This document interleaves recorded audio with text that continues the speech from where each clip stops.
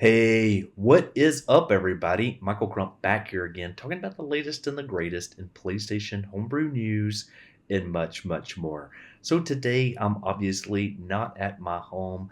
I am on the road, but decided that I was still going to bring another brand new episode of PlayStation homebrew news to the channel today, and I hope you enjoy. Let's just go ahead and jump straight into it. So, the very first news item is that there was a brand new system software update that came out for the PlayStation 5.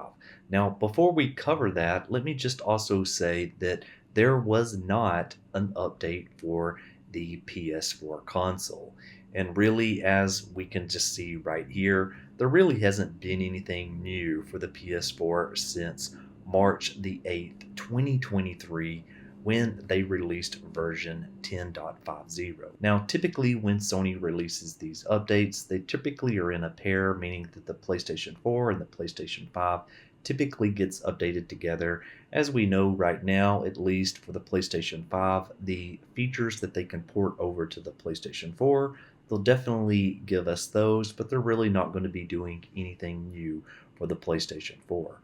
Now, jumping back over to the PlayStation 5, that we can see that right here on 06/07/2023, version 7.40 came out. In the notes, they said that we've improved system software performance and stability, and that we've also improved the messages in usability on some screens. So there isn't a lot of information there on what 7.40 had or what was included. But again, if you are interested in potential homebrew on the PlayStation 5, well, you obviously would want to avoid this update at all cost. And then one other account that you may be interested in following is just this one right here, which is just called FWPS5. And what they do is that it is just a firmware bot that reports out whenever a brand new release of the PS5 system software is out.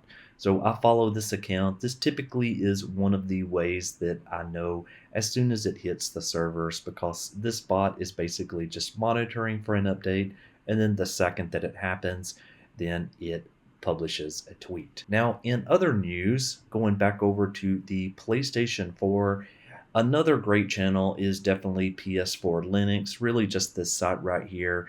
And one of their newest tutorials was installing Windows 10 on a PlayStation 4. Now, there was obviously some hoops that you've got to jump through to get this running, but I did see a YouTube video that showed this in action.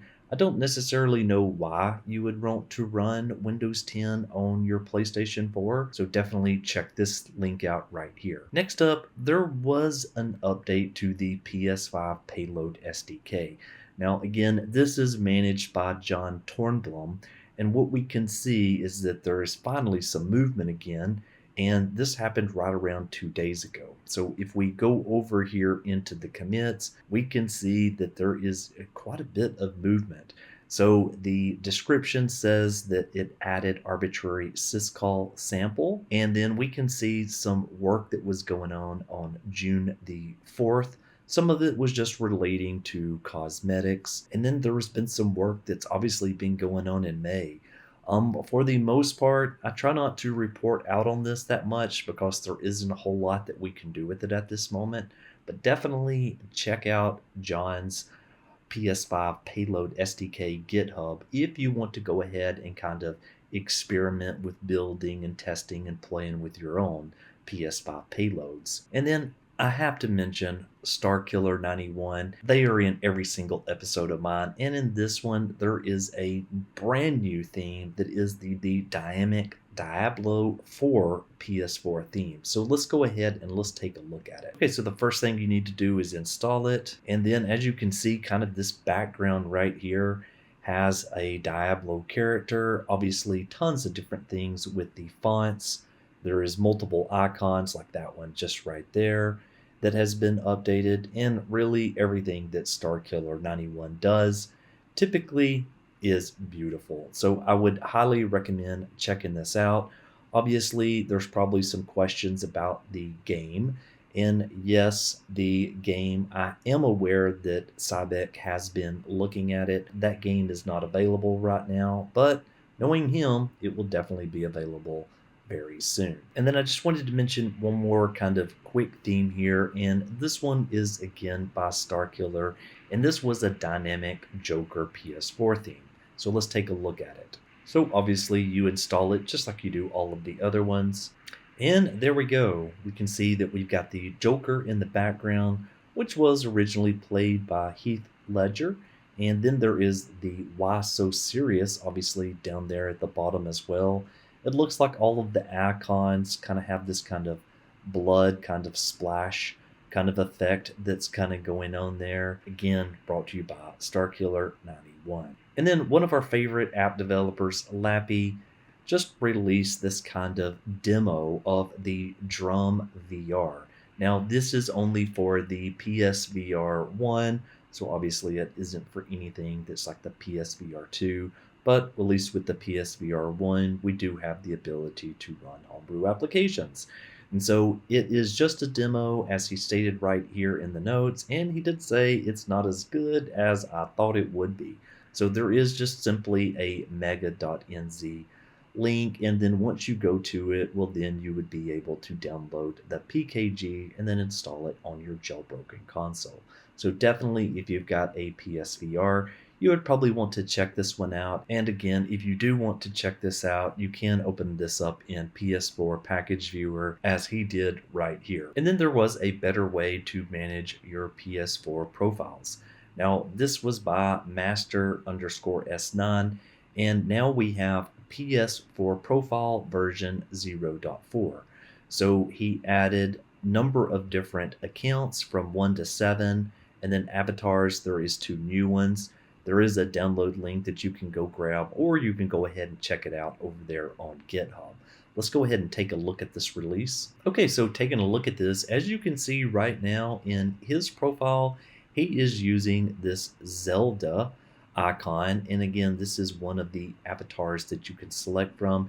It looks like right now, again, there is 7 different avatars that you can just pick. And one other thing just to quickly point out is that you can obviously change the text of your username, and you can add different types of symbols if you would like to use those. And then just to make things super easy, there is a video that I will link to that this person created, and they were using version 0.3, but the video pretty much is still up to date. But definitely check out this video if you want to understand how you can change your PS4 username and your avatar using PS4 profile. And then I did want to mention that there is a new version of GoldHEN Cheat Manager. In the very last PlayStation Homebrew News episode, I did mention a sneak peek to this. So what was added was an option to delete the patch settings, obviously support for mask pattern patches for filtering. There was a brand new update menu where you could update your cheats as well as your patches from the web, a hard disk drive, or the USB, which is great for those offline scenarios where really you're not able to connect to the internet, or maybe you just don't even want to put your PlayStation 4 on the internet ever again. There was also the ability to back up local cheat files to a zip file, and that also supported HDD or USB, and then you could also back up local patch files. Now, this does include the latest official cheat patch pack, and many thanks to Illusion for all of his work on this. So simply, if you go to this site, there is the PKG. You can go ahead and download it, and then you will have the very latest GoldHEN Cheat Manager ready to use. And then finally, I just wanted to mention some of the latest and greatest PKGs that have hit the scene. Now, Gran Turismo 7, I believe it's fairly playable now, even though it's kind of a game where you really needed to be online. There was a couple of other kind of highlights in here. I don't know, I kind of liked Chicken Police. I think that was a great game. It's really just like a story type of game. You don't really do anything, but it's one of those that's just great single player kind of fun. And then there was just a couple of other games in here. So I know what you're probably asking about where is Street Fighter 6 at, or Diablo 4. Well, those games are obviously some of the games that Zabek is working on, and we should get those at some point. Well, anyway, I just wanted to say thank you so very much for watching, and I'll see you on the next one. Michael, out!